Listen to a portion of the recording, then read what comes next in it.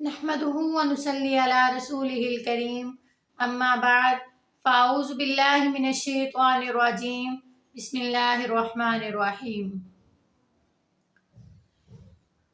کوشش کریں کہ اختلافی مسائل سے بچیں اور جھگڑے سے۔ خاص طور پر ہمارے ہاں رمضان میں سب سے زیادہ جھگڑے اور بحث جو ہے وہ اسی بات پر ہوتی ہیں کہ تراویحاں 8 ہیں یا 20۔ یعنی ہر سال ہر رمضان میں اسی بات پر لے کر اختلاف چلتا ہے کہ تراویحوں کی تعداد کیا ہے۔ اس میں آپ لوگ ان کی حالت پر چھوڑ دیں، یعنی یہ ایسی چیزیں نہیں ہیں کہ جن کے بارے میں ہم لڑائی کریں یا جھگڑا کریں یا ایک دوسرے کے خلاف جائیں۔ یہ تقوی ہمارا جو ہے وہ تقوی کے خلاف جاتی ہے یہ بات۔ اگر تو ہم اس کی تعداد کے بارے میں دوسروں سے لڑیں گے، لڑائی جھگڑا کریں گے تو یہ ہمارے تقوی کے خلاف ہے۔ یہ کیوں کہا گیا کہ اگر کوئی روزے میں ہو تو اسے کیا کہا گیا کہ اسے کیا کرنا چاہیے؟ یعنی اگر تو وہ روزے دار ہے تو اس کو چپ رہنا چاہیے، لڑائی جھگڑے نہیں کرنے چاہیے۔ اگر تو کوئی جان بوجھ کر آپ سے لڑائی جھگڑا کرتا ہے تو اسے کہو کہ میں روزے سے ہوں، میں آپ کے ساتھ بحث نہیں کرنا چاہتا، آپ نے جو کرنا ہے آپ کر لیں۔ آپ صلی اللہ علیہ وسلم سے جو ثابت ہے وہ یہ ہے کہ آپ صلی اللہ علیہ وسلم 8 رکعتیں پڑھا کرتے تھے۔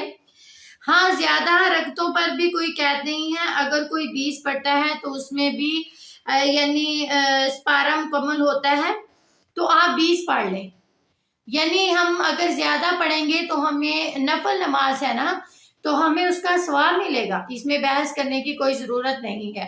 بعض لوگ 20 پڑھ لیتے ہیں، بعض 8 پڑھتے ہیں، لیکن پارہ انہوں نے مکمل کرنا ہوتا ہے۔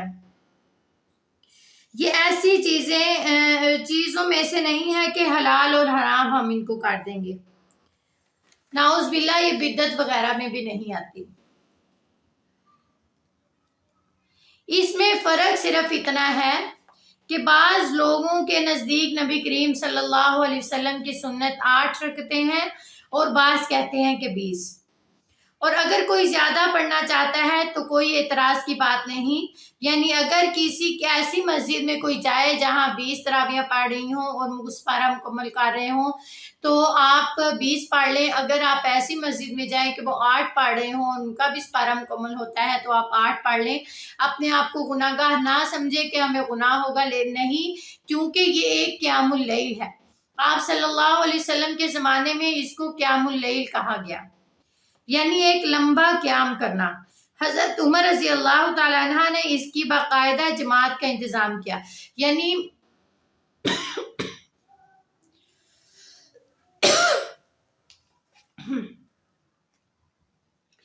آپ صلی اللہ علیہ وسلم کے دور میں یہ قیام اللیل تھا، اور تراویح اس لیے اس کو کہا گیا کہ حضرت عمر رضی اللہ تعالیٰ عنہ نے اس کا باقاعدہ جماعت کا انتظام کیا۔